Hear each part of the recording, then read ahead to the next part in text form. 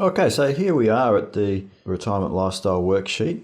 Now what we're going to do is we're going to go through and give you a bit of a run through of how to use the Retirement Lifestyle Worksheet just so that you can get the most value out of it and get some really accurate information that can assist you in really bridging that gap between where you are now and also the lifestyle that you're looking to achieve when you do finally finish work, or even if you're looking to do part-time work in retirement. That's cool. It'll give you a good idea, a good ballpark number to work out where you need to be, where you currently are, and also give you some thinking around what sort of lifestyle you actually want when you do finish work. So just to explain the worksheet very, very quickly, we're broken into three areas. So we've got the frugal lifestyle, we've got the middle of the road lifestyle, and we've got the gold-plated lifestyle. Now you may fit into any one of those categories, or you may fit between some of them. And it's really flexible enough for you to be able to work your way through those, either one or take parts from the other. On the left-hand side, you'll see we've got it split into the main expenses we see for most retirees. That's your lifestyle, you're living your day-to-day, your adventure, getting around, the splurge, home maintenance being your buffer helping out, and anything else that perhaps may not be covered in the above worksheet. So just to give you a bit of an example here, I'm going to work with a real live client that we took on recently to really map out their retirement planning for them. So basically at the moment, they're both age 57. They're in professional jobs.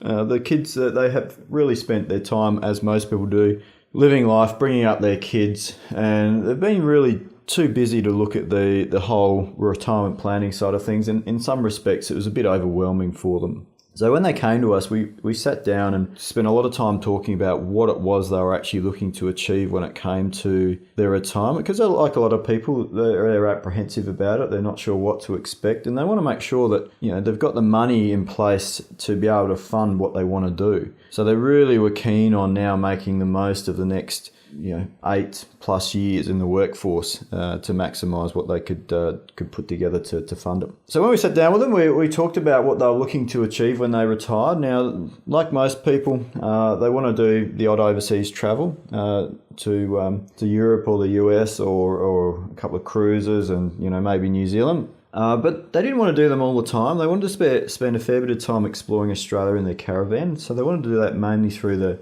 the winter months.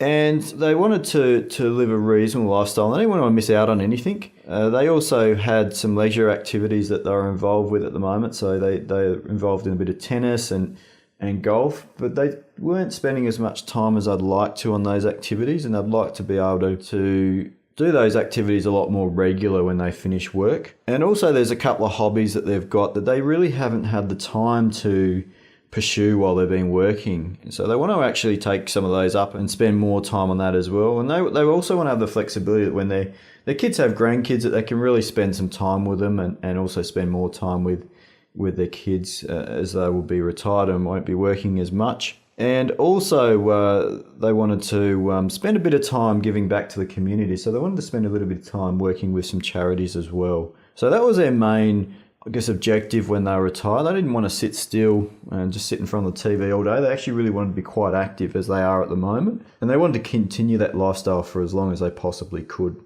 So when we sat down and we looked at what type of expenses they had and what it took to live, just to cover their basics every day, these guys sort of fit under the middle of the road sort of lifestyle. So at the top here, we've got lifestyle, $70,000.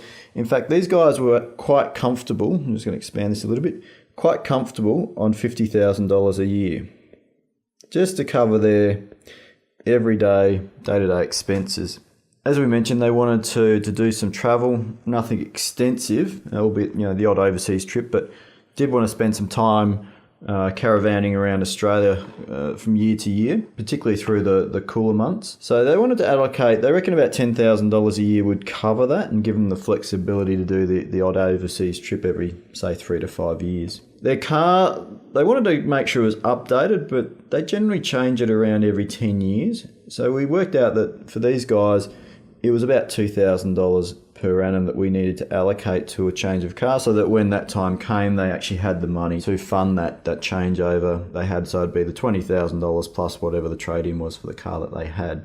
Now you may find that that's more or less for you, so feel free to cross it out and change it, or pick something from one of the other areas, being the frugal or the gold-plated, if that's more relevant for you. They also love to dine out and enjoy the nice bottle of wine quite regularly, so they wanted to allocate about $5,000 a year towards that as well. So they had that there and knew they could quite comfortably do that when and if they wanted to do it. When it came to maintaining their home, they want someone to come in and do the lawns for them. They think, their time's better off doing some other things. And if anything else pops up, they'll do it themselves. So they estimate the cost of all that will be about $2,000 per annum. And as I mentioned, they love their golf and their tennis, so they want to be able to spend more time doing that and also pursue their other hobbies as well. So they estimate that that's going to cost them about $5,000 per annum. And also they want to be able to be in a position to help the kids and maybe fund some of the grandkids' education as well from time to time. So when we worked through that, we thought $5,000 was they were comfortable with allocating per annum. And it may not be spent every year, but at least it was available for them to be able to actually use that and help their kids out and grandkids. So when we add all of that up, you go into step number 1. So this is your number, what it's going to cost to fund that lifestyle. So in this case here, it was $79,000. Okay. And then we go to step 2, and then we multiply that or times that by 25. And in this case, for these clients, we get 1.9 million, nearly $2 million. Now you may be frightened by that number when it does pop up, but it's there as a benchmark. And when we sit down with clients, we take a little bit more time in working through the expenses, because what you find is in their 80s and 90s, they're not going to be doing some of this stuff. So their expenses actually reduce. So we spend a bit of time working out how often are they going to do this, up to what age, and really define that number more clearly when we've got the clients in front of us. But this is really just a ballpark number just to get you started. Then we go on to step 3, net assets. So when we have a look at what net assets these guys have, he's got, we look at their super, he's got 450 in super. She's got 300 in super. They have no other assets. You might have investment property or other investments sitting in cash. Then you add that in as well. Whatever's going to be used to fund your retirement lifestyle, you add in here. But if you've got an investment property, for instance, you've got some debt against it, then I'd use the net equity, so what the property is worth less your debt at the moment, and that's what you've got to allocate towards your lifestyle, or your assets, sorry. So in this case here, we're looking at $750,000 is what they have in assets currently. So we'd add this into step 3. And then we go over to your gap. So essentially the gap is to work out, well, what's the difference between where you want to be and where you are right now? So 1.975 is their number that they need to have. They've got net assets of 750. So their gap for these guys is 1,225,000. Okay. So now they know what they need to do over the next 8 years to get as close as possible to that number. And with these clients, we sat down and we worked through strategies that they're able to utilize. Now that their kids had left home, they had a bit more cash flow that they could allocate towards this. They also needed some debt that they needed to pay down as well. So effectively, we got very close. Actually, with these guys, we were able to get them to that number 1 year earlier by using some strategies that they weren't using already to get them there faster and save some tax. Now, for some people, it may be that they need to save a bit more, they need to work a bit longer, they need to put more money into the likes of super and save tax there to get you where you want to be. But this is something that we do in the meetings where we really drill down and work out what the gap is. Once we know that, or once you know that, then you're able to work out, well, okay, well, how do I get to this number? What do I need to be doing? At least you've got the information at hand to make the right decisions. So I hope that's been useful. I would love for you to email me back and let me know what the results are, what your thoughts are in relation to the worksheet, and let me know how that all goes. As simple and as powerful as this worksheet can be, it's only one part of a 3-part process that we use to help focused families really map out their road to their retirement lifestyle in 90 days or less, to give them a clear path that they can use to obtain the retirement lifestyle that they're looking for. Now, I hope you've got some benefit and at least given you a starting point when it comes to planning out your retirement. There's a couple of ways that you can go. You can use the information that you've gained from the Retirement Lifestyle Worksheet and go off and work through the strategies and the options that are available to you on your own. Alternatively, if you want it crystal clear on at least one action item that you can take away and implement, then feel free to give me a call or send me a message on email and we'll tee up a phone call and we'll do that for you.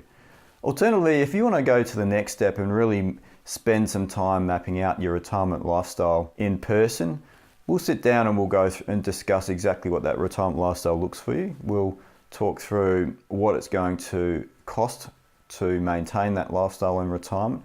And we'll give you some actionable steps that you can take to achieve the retirement lifestyle that you're looking for within the means that you have financially, to at least give you the options to make decisions along the way that are going to benefit you and relate to what you want and no one else. So I hope that's been useful for you.